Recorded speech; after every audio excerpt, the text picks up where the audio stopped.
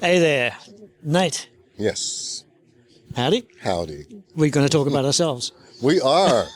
How about I talk about you and then you talk about you? No, I was kidding. No, that's too one-sided. Let's talk about you.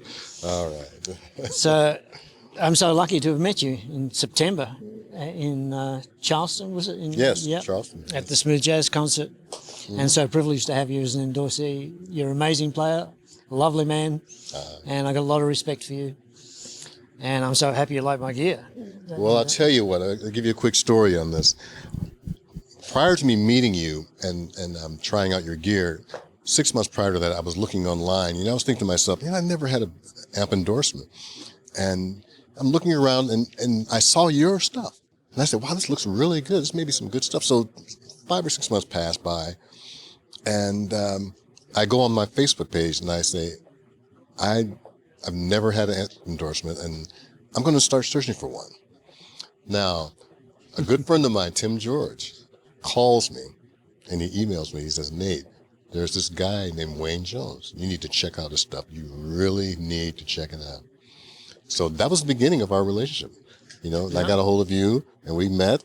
And the rest is history, man. Your stuff, man, he was absolutely right about your gear. It is the most powerful stuff and the cleanest gear I've ever played on.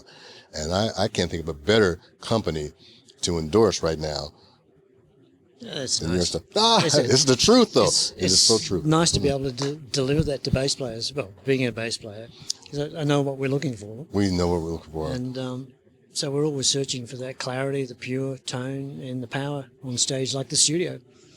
And with the people involved with what I do with the design of the actual drivers themselves, it's a team effort, like anything. The people that make the drivers, they're a husband and wife team in Melbourne.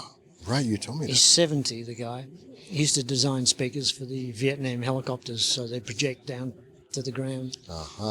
So with his knowledge of speaker design and my ears and experience, that's how come we come up with the sound, it's the actual drivers.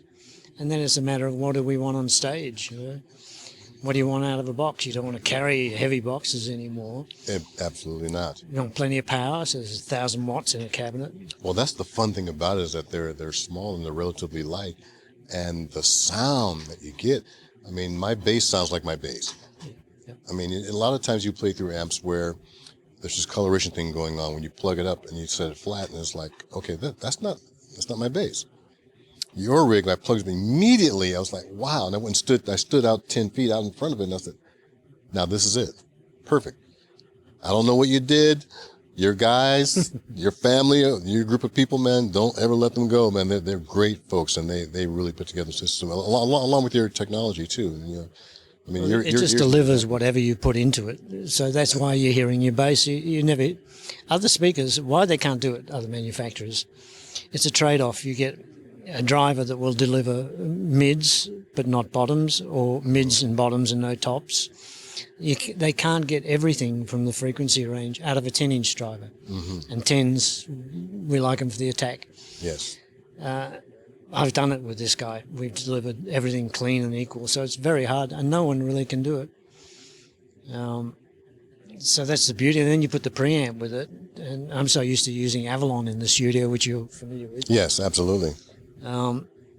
And you want that bit of a valve sound for your warmth, and you want the clarity, you want the dynamic range. Then again, you would just want to hear your bass. Yeah, basically. And then you record it, and then you can do whatever you like after that. If you've got the source from the beginning, then you've got somewhere to go in the studio. Absolutely. And in the same token, in the live situation, there's nothing greater than playing your bass in a live situation and having it sound like you're in the studio. And that's, to me, that's everything. That's everything.